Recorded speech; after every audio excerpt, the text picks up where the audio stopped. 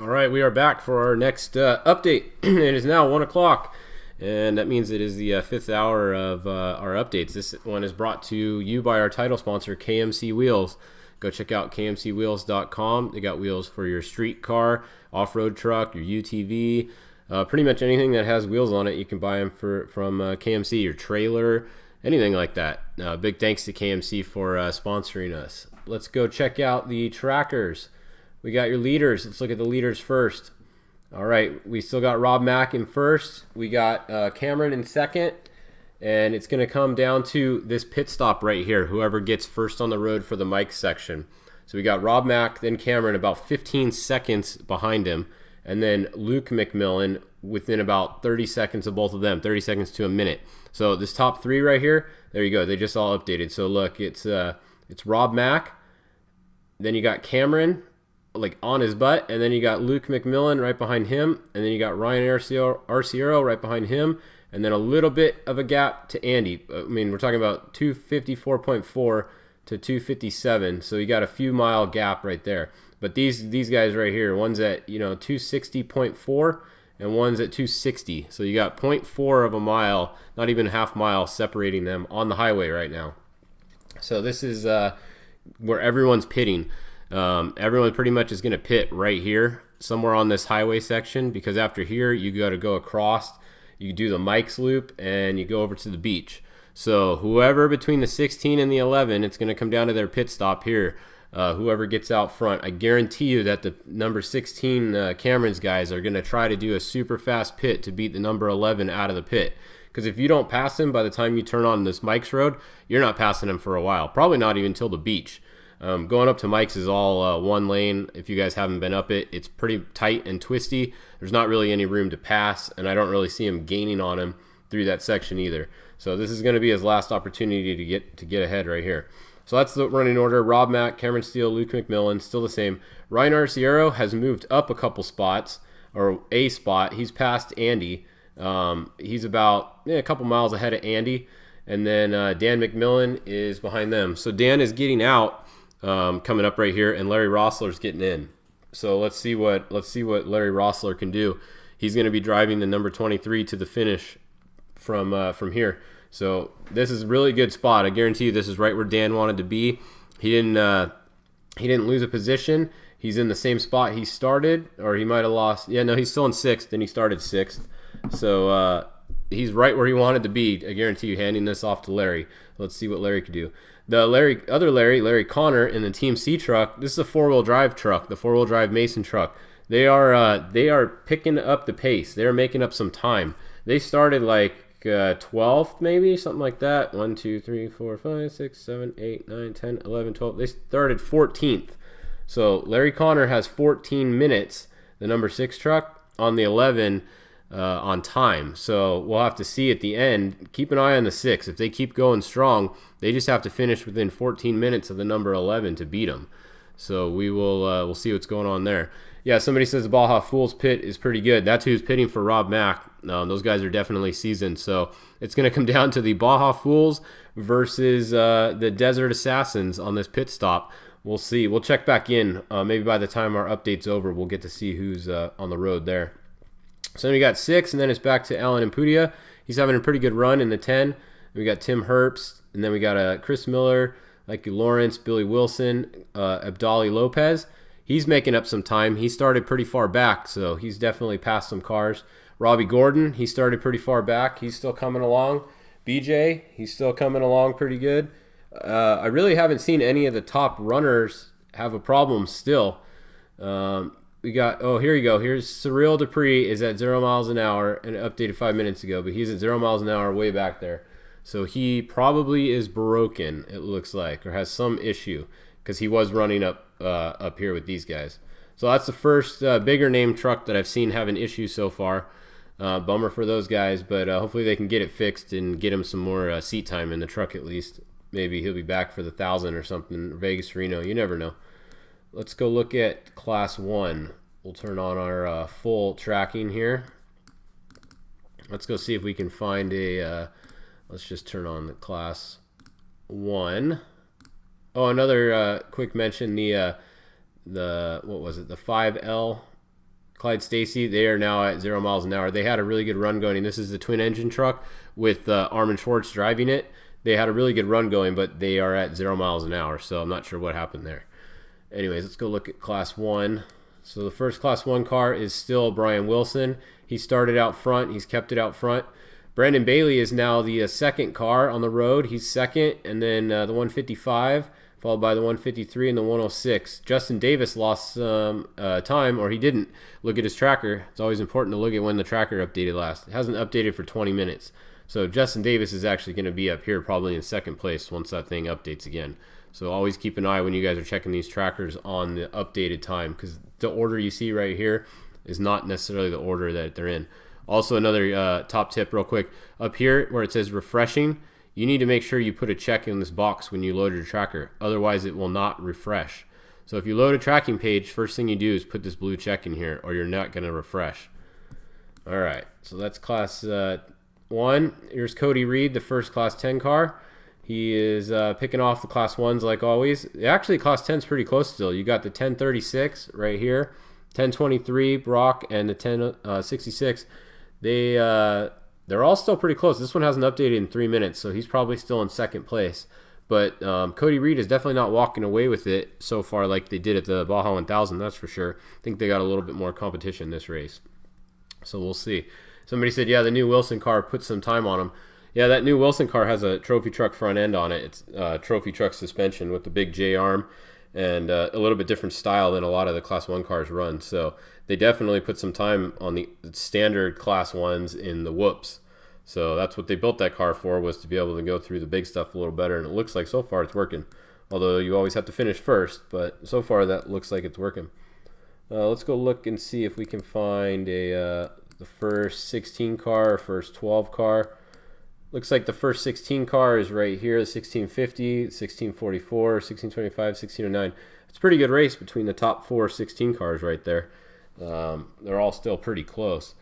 The 16 car started in front of the 12 cars for some reason this race. Here's the first 12 car right here. And then the second one is right there. So they're back a little ways. They're making their way through some of the 16s, but not all of them yet. What other class do you guys want to see?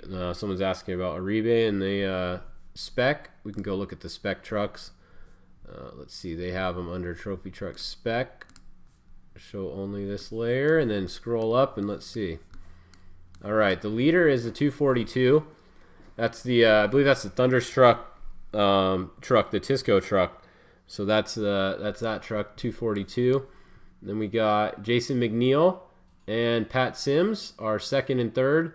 John Langley, and then we got Brenthal, Sarah Price. Sarah Price is driving the whole thing herself. Her and her navigator are doing the whole course themselves. You can see right here, this is a line. See how these guys are off? I saw this one when we were pre-running. This line is definitely the line you want to be in, where these guys are. There's no VCPs right here, and this line over here is a lot faster, a lot less whoops. So all of the smart people are in this line over here. You know, people that did their homework, you'll see them. Their tracker will go up here, and then it'll come back over here, which, you know, SCORE didn't put any VCPs down here, so you're good to go by taking that line. That's where your homework comes in. Let's see. We were looking for a Uribe in the 276. There he is back there. So I'm not sure where he started. I don't have it in front of me, but he's still coming along. Not near the front, but he's about in the middle of the pack probably. So that's those. Let's go look at the lead bike real quick before we sign off for this hour. The lead bike, the 7X, and they are up at mile 450. So 7X is about a little less than 100 miles away from the finish. They're going to be the first bike back if they keep it going. Then we got the 1X and the 66X in third. The first quad is the 103. They're at mile 387. That's the first quad. And then you got a whole bunch of bikes doing the crossover loop here. So once they get a little bit farther along in the coast, a lot of these guys are going to start getting caught by the trophy trucks. So that's about it. Let's go look one more time at the leaders, see if they pitted yet, see if we can see. I was hoping we'd get to see them when they turned. All right, let's zoom in a little bit. So we will let's stay live here for another minute. I just want to see when these guys turn the corner who gets out first. So we still got, as you can see, Rob Mack just updated 0 minutes, Cameron still 0 minutes. So 266.8 and 267.1. They're within 0.3, about a quarter mile apart. They were almost a half mile a minute ago, so Cameron made up another half mile or so. I don't know if they pitted yet. Let's see. They're both moving. They got to pit somewhere right here. My guess is they're going to pit right up around here. If it was me, I would pit right at the end. See there, they both updated again. 0.4, 0.7, still 0.3 behind. And this is a 20-mile-an-hour section right here too. Oh, actually, Rob Max didn't update yet. So hold on, his is going to bounce back in front. I really want to see once they turn this corner here where they are. That's going to tell us. Yeah, they're bumper to bumper right here. If they didn't pit yet, it's going to be right here. So let's just keep this live for a minute and watch these guys, because this could be exciting.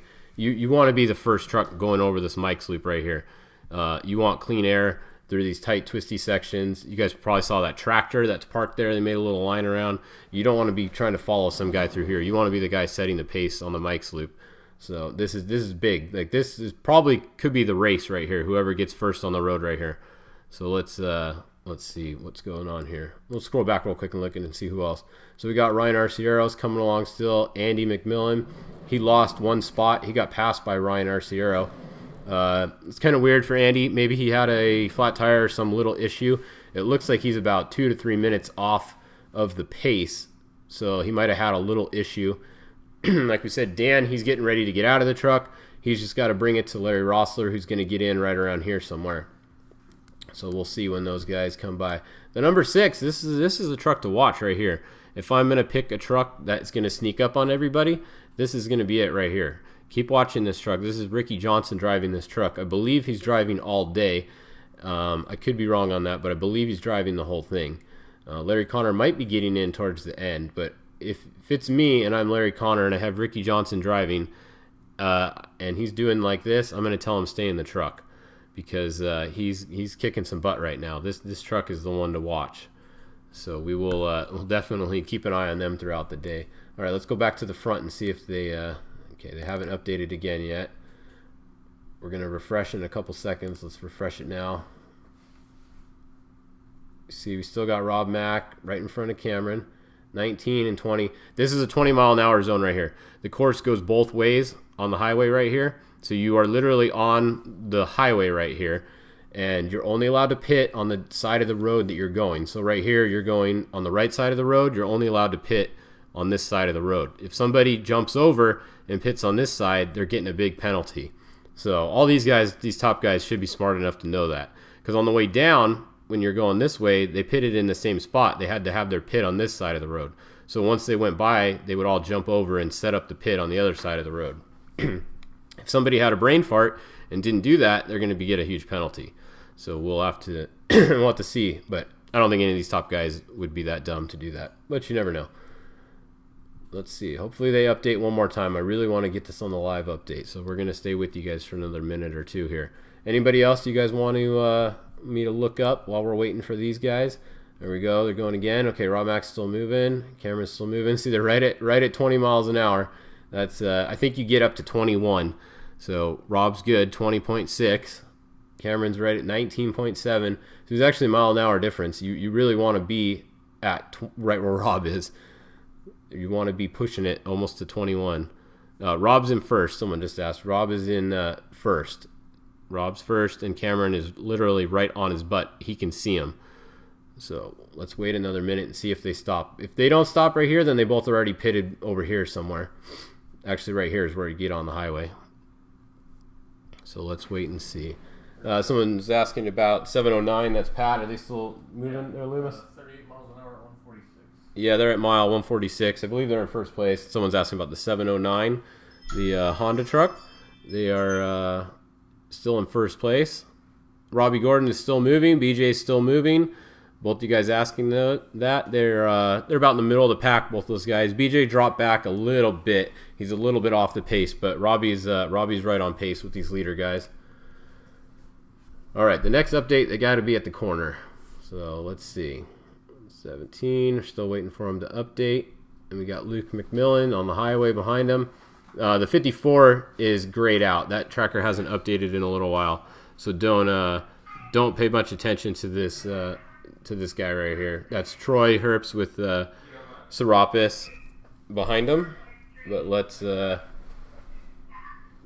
if. I'm not home for a while. My wife will probably be home soon, I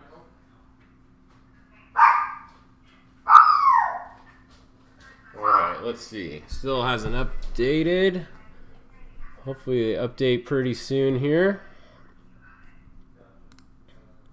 There we go. All right, they just updated. So Rob Mack updated at 51 miles an hour. Cameron looks like he just updated. He's right at the corner. So Cameron did not get by Rob Mack. Rob Mack made it. His pit was fast enough. The Baja Fools, good job to them. Not saying that Desert Assassins was slow. They probably both had exactly the same pit, and they're both going to be exactly spread out the same. So there we go. That's what we wanted to see. My bet is it's going to be the 11 and the 16 at the other side. So we'll be back at 2 o'clock. We'll check in on these guys again. And we'll see. This is mile 270, so they're about halfway through the race, almost halfway through. This next section is going to be the technical section, though. So let's see what happens in the next hour. See you guys at 2 o'clock.